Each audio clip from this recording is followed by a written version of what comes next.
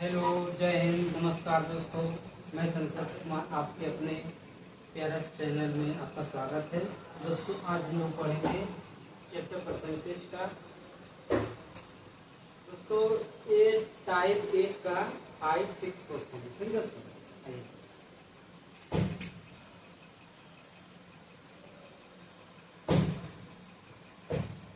दोस्तों, दिया है मंगेश अपनी आय का 85% खर्च करता है।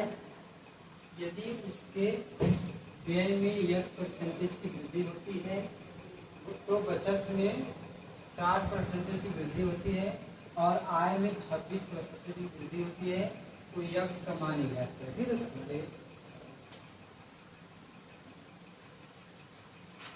आय और खर्च और बचत का रेशियो बना लेते हैं। बचत, ठीक, आय मान लेते हैं कि 100% है और कर रहा है कि आय का 85% खर्च करता है। ठीक दोस्तों, 100 का 85% क्या हो जाएगा? 85 हो जाएगा, यानी खर्च कितना है? 85 है। तो दोस्तों, आय 100 है।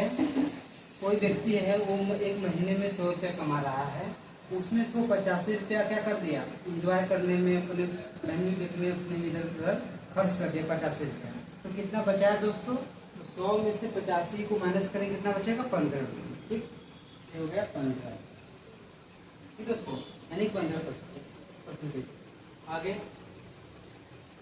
बोला कि यदि उसके व्यय में 1% की वृद्धि होती है तो इसको रोकेगी। बचत में 60% की वृद्धि होती है। बचत में कितना वृद्धि हो रही है? 60। तो उसको बचत को इधर निकाल लेते हैं। बचत क्या है? 15 गुणे दोस्तों 60% का मान हम लोग क्या, 60% मान कितना होता है? तो 3/5। ठीक दोस्तों, तो 3/5। ठीक, तो 5 एकम 5, 5 क्या है? 15, 3 3 9, ये 9 आ गया। बचत पहले कितना है? 15 प्लस 9 कितना हो जाएगा दोस्तों? 24। ठीक, 24, यानी कि ये बचत कितना हो गया? हम लोग का बचत हो गया 24। ठीक, आगे बोला है आय में 26% की वृद्धि होती है। दोस्तों, ये बचत तो हो गया और ये जो है कि खर्च हो जाएगा और ये जो है आय हो जाएगा। तो बोला है आय में 26% की वृद्धि। तो आय कितना है? 100। तो 100 का 26% कितना होगा दोस्तों? तो 100 का 26% 26 होता है। तो 100 में 26 जोड़ देंगे, कितना हो जाएगा? 126, यानी कि आय कितना हो गया? 126। ठीक दोस्तों, तो बोला है यहाँ व्यय में 1% वृद्धि। तो व्यय कितना हो जाएगा हम लोग का? तो इसमें से, यानी कि आय में से बचत को माइनस कर देंगे तो हमारा क्या निकल जाएगा? खर्च निकल जाएगा। यानी कोई व्यक्ति है, वो एक महीने में 126% कमा रहा है, वो 24% जो है कि बचा लिया। तो कितना खर्च किया दोस्तों? तो इसमें से इसको माइनस कर देंगे तो कितना खर्च करेगा? तो 102 रुपये। तो इसको माइनस करेंगे तो 6 में से 4 गया 2 और 2 में से 2 गया 0, 1, यानी कि 102 रुपया खर्च कर रहा है। ठीक, तो यह परसेंटेज वृद्धि निकालना है पहले उसको। तो पहले देख लेते हैं कि उसके व्यय, यानी कि खर्च व्यय एक ही होता है, तो व्यय में कितना की वृद्धि हो रहा है? तो पहले क्या कितना था? 85 था, अब कितना आ गया दोस्तों? 102 हो गया है। यानी कितना जो है कि वृद्धि हो गया है? तो 102 में से 85 को माइनस कर देंगे दोस्तों, तो कितना बचेगा? 12, 12 में से 5 गया 7, यहाँ कितना में से 9, 9 में से 8 है 1, यानी कि 17। ठीक, 17 हो गया। यहाँ 17 बटा के कितना पर वृद्धि हो रहा है? तो 85 पर, 85 गुणे 100। ठीक है दोस्तों, समझिए। इसको कट करते हैं। 5 एकम 5, 5 7 35, 5 गुना के 10। ठीक, 17 एकम 17, कितना बच गया यहाँ? 20%, यानी 10% की वृद्धि हो रहा है वृद्धि, एक वृद्धि होता है, एक वृद्धि बराबर कितना हो जाएगा 20%। ये दोस्तों क्या रहेगा 20%। ठीक, आइए नेक्स्ट क्वेश्चन।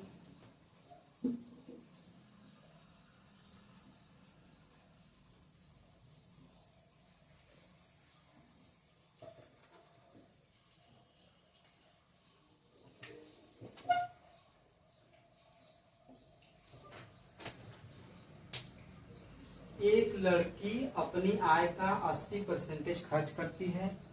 यदि उसकी आय में 18% और खर्च में 25% वृद्धि होती है तो उसकी बचत में कितने प्रतिशत दशमलव के एक स्थान तक सही है कि बढ़ोतरी या कमी होगी। ठीक, मान लीजिए दोस्तों एक लड़की है, वो जो है कुछ रुपया कमा रही है, वो जितना भी कमा रही है उसका 80% जो है कि खर्च कर दे रही है शॉपिंग करने में। ठीक दोस्तों, यदि उसकी आय में 18% और खर्च में 25% वृद्धि जाए और अगले महीने या एक साल के बाद उसके जो है कि आय में 18% का इंक्रीमेंट हो गया, यानी बढ़ोतरी हो गया, तो जब सैलरी में इंक्रीमेंट होगा, बढ़ोतरी होगा, तो हमारी जो इच्छाएं बढ़ जाती है ना, तो उस लड़की की इच्छाएं और बढ़ गई, वो जो है कि अपने खर्च में 25% और वृद्धि कर दी। तो वही हम लोग को निकालना है दोस्तों कि उसकी बचत में कितने प्रतिशत की बढ़ोतरी होगी या कमी होगी। तो आय और खर्च बचत, इसका हम रेशियो निकाल लेते हैं। ठीक, रेशियो बना लेते हैं। तो एक मिनट,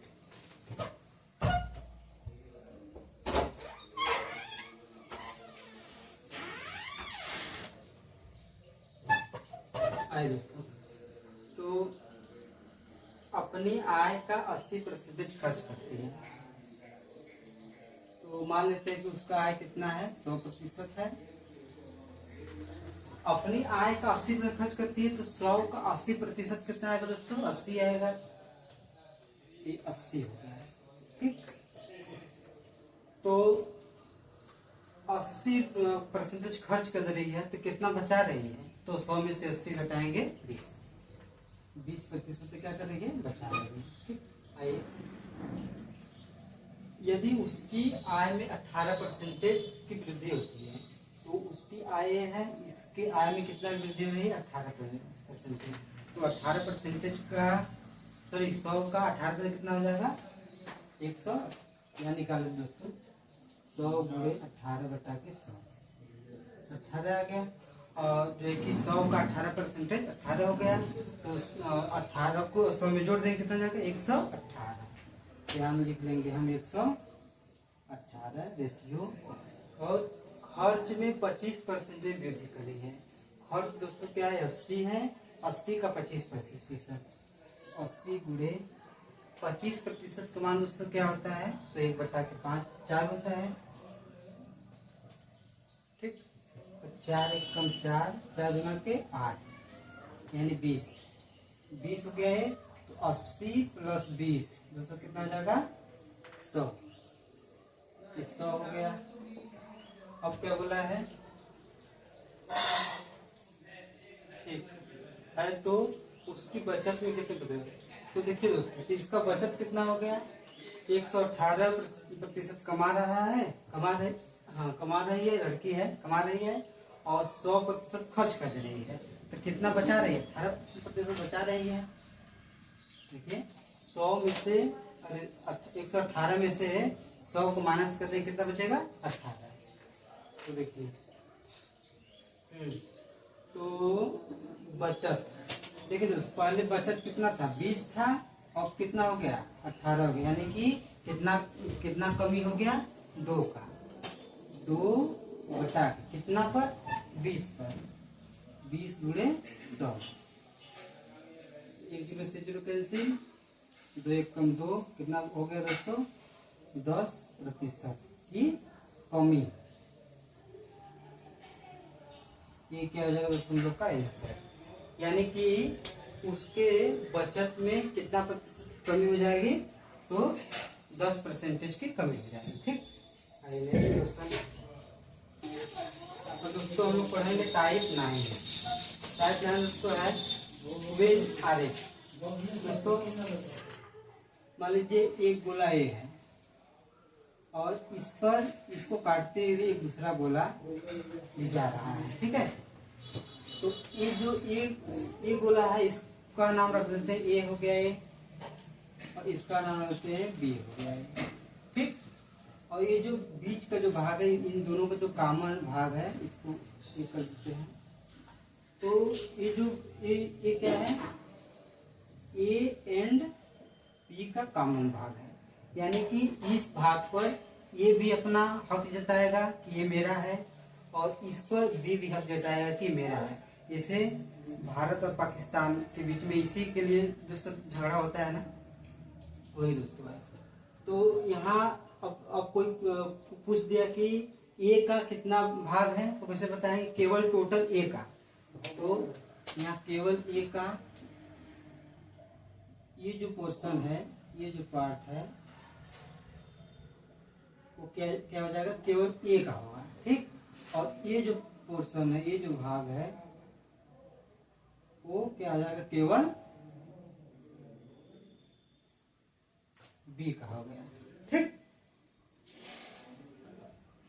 ठीक है, आइए इसी पर हम लोग क्वेश्चन देखते हैं। फर्स्ट क्वेश्चन है, एक परीक्षा में परीक्षार्थियों के 52% अंग्रेजी में अनुत्तीर्ण हुए और 42% गणित में। तदनुसार यदि दोनों विषयों में 17% अनुत्तीर्ण रहे हो तो उन दोनों विषयों में उत्तीर्ण परीक्षार्थियों का प्रतिशत कितना है, ठीक दोस्तों। दोस्तों देखिए, इसमें हम पकड़ेंगे यदि दोनों विषयों में 17, यहाँ देखेंगे दोस्तों, यदि कोई विद्यार्थी है वो जो है कि दोनों विषयों में क्या हो रहे हैं, पास हो रहे हैं तो पास का डायग्राम बनेगा, यानी कि अनुत्तीर्ण हो रहे हैं, फेल हो रहे हैं तो फेल का डायग्राम बनेगा, ठीक। तो अभी क्या हो रहे हैं, अनुत्तीर्ण हो रहे हैं, फेल हो रहे हैं, तो हम फेल का डायग्राम बना देंगे, ठीक। ये हो गया, इसका डायग्राम होगा भाई, ये अंग्रेजी का हो गया, इंग्लिश कितना है, 52%। और एक गणित का हो गया, ये कितना का हो गया, मैथ का हो गया, ठीक। तो 52% अंग्रेजी में 52 हो गया, और उसके बाद 42% गणित में 42%, ठीक दोस्तों। और बोला है कि यदि दोनों विषयों में 17% अनुत्तीर्ण है, यानी कि दोनों विषयों में ये कितना है दोस्तों, 17%, ठीक है दोस्तों। आगे अब देखिए दोस्तों, यदि कोई व्यक्ति पूछ दिया कि वो परीक्षार्थी जो कि केवल इंग्लिश में कितना फेल हुए, तो कैसे निकालेंगे, केवल इंग्लिश में क्या हो जाएगा, 52 में से दोस्तों 17 को क्या कर देंगे, माइनस कर देंगे, तो कितना बचेगा दोस्तों, 12 में से 7 गया 5, 4 में से गया 3, यानी कि 35%। यानी कि परीक्षार्थी इंग्लिश में कितना फेल हुए, तो 35%, ठीक। आइए दोस्तों, मैथ में कितना फेल हुए देखते हैं, केवल मैथ में नहीं, तो 42 में से क्या करेंगे दोस्तों, इस 17 को माइनस कर देंगे, माइनस कितना बचेगा दोस्तों, 12 में से 7 गया 5, और 3 में से गया 2, 25%, ठीक। ठीक दोस्तों, और यहाँ से एक और चीज निकाल लेते हैं कि कुल टोटल विद्यार्थी कितना प्रतिशत फेल हुए, तो आज निकालिए, तो कुल फेल परसेंटेज क्या हो जाएगा, तो 35% प्लस 25% या परसेंटेज प्लस इस 17 को भी जोड़ देंगे, प्लस 17%। दोस्तों कितना हो जाएगा, जोड़ देते हैं दोस्तों, 25, 35 और 25 कितना जाएगा, 5, 40, 30, 60। और 17 कितना हो जाएगा 77 प्रतिशत। ठीक, तो यहाँ बोला है कि तो उन दोनों विषयों में उत्तीर्ण परीक्षार्थियों का प्रतिशत कितना है, यानी कि तो उन दोनों विषयों में कितना विद्यार्थी फेल हुए, तो सॉरी कितना विद्यार्थी पास हुए। तो पास 100% होंगे, तो क्या करेंगे हम लिख लेंगे कुल पास कितना हो जाएगा 100 माइनस 77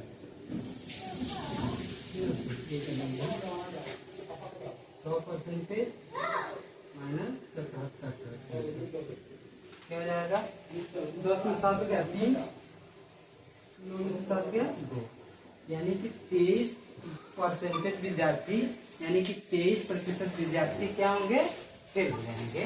ठीक है,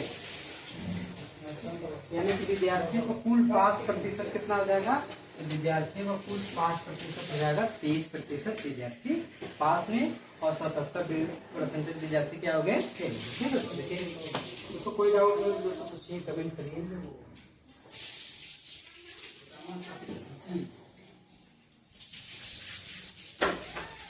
ठीक दोस्तों, आज के लिए दोस्तों इतना ही।